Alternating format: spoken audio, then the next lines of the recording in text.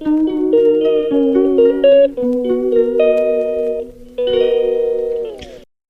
বন্ধুরা, কেমন আছো সবাই? আমি খুব ভালো আছি। আমি অঙ্কিতা অনু নিয়ে চলে এসেছি ছোট্ট একটা ব্লগ। তো আমি সকাল সকাল উঠে ফ্রেশ হয়ে এখানে চা বসাতে শুরু করে দিয়েছি। আর সাথে মেয়েটাকেও খাওয়াবো, সেই জন্য একবারে গরম জলটা বসিয়ে দিলাম। তো তোমরা সবাই এই ঠান্ডার মধ্যে কেমন আছে জানিও।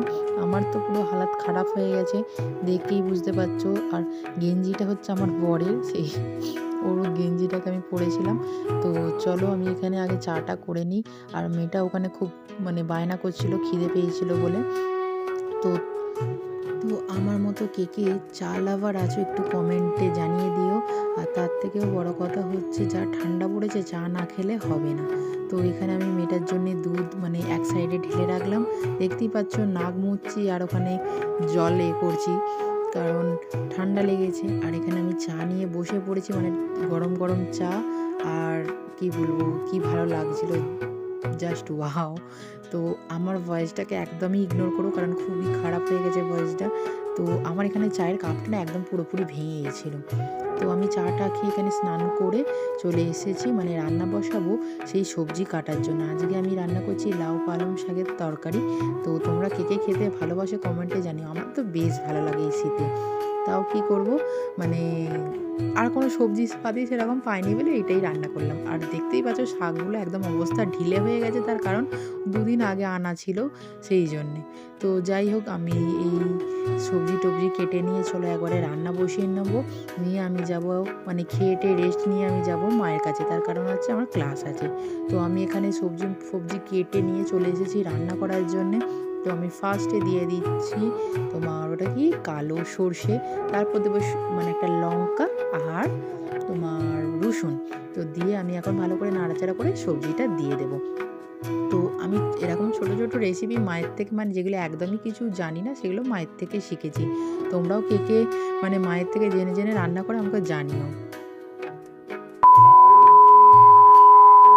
তো তোমাদেরকে বলেইছিলাম যে আমি যাব মায়ের কাছে। তো খেয়ে টেয়ে নিয়ে রেস্ট নিয়ে বেরিয়ে পড়েছিলাম মায়ের বাড়ি যাওয়ার উদ্দেশ্যে। এখানে ভাই চলে এসছে নিতে।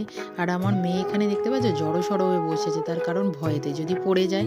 তো তিনজনে মিলে হাসাহাসি করতে করতে ফাইনালি বাড়ি এসে পৌঁছালাম।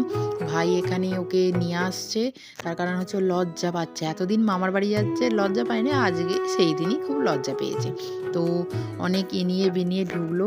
আর মা এখানে আগ্রহ সহকারে বসেই আছে যে আমার নাতনি এসে কি বদমাইশিটা করবে।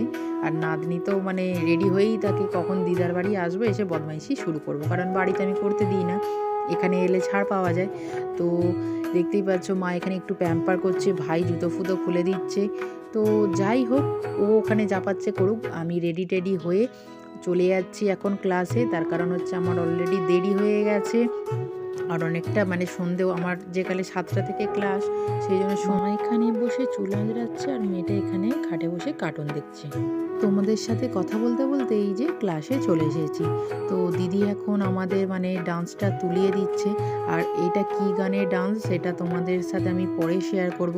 আর এটা হচ্ছে একটা রবীন্দ্রসঙ্গীত, সে বুঝতেই পারছো। আর তার থেকে বড় কথা হচ্ছে, এই ডান্সটা পুরোটা উঠে গেলে তোমাদের সাথে এই ডান্স ভিডিওটা আমি শেয়ার করব। তো আমি এখন ডান্স ক্লাসে আছি। তো ক্লাস থেকে বেরিয়ে আমি সোজা যাব বাড়ি থেকে একটু রেস্ট ফ্রেস্ট নেব, নিয়ে একটু কাজ আছে, তো কাজটা আমি করব। তো মোটামুটি আমার সব কাজ শেষ, খাওয়া টাওয়া কমপ্লিট, সবাই ঘুমিয়ে পড়েছে। এখন বাজে প্রায় রাত 12টা। তো আমি এখন নিয়ে বসেছি, হয়তো ভাবছো কী নিয়ে বসেছি, তো একটা ফ্রেন্ডের লেখা ছিল, ওর লেখাগুলোকে একটু কমপ্লিট করে দিচ্ছিলাম। মোটামুটি হয়েই গেছিলো, তাও যেগুলো বাকি ছিল সেটা করে দিয়েছিলাম। তো আজকের মতো টাটা, বাই বাই, দেখা হবে নেক্সট কোনো ভিডিওই। আমার চ্যানেলটাকে সাবস্ক্রাইব করতে ভুলো না। Bye bye, tata.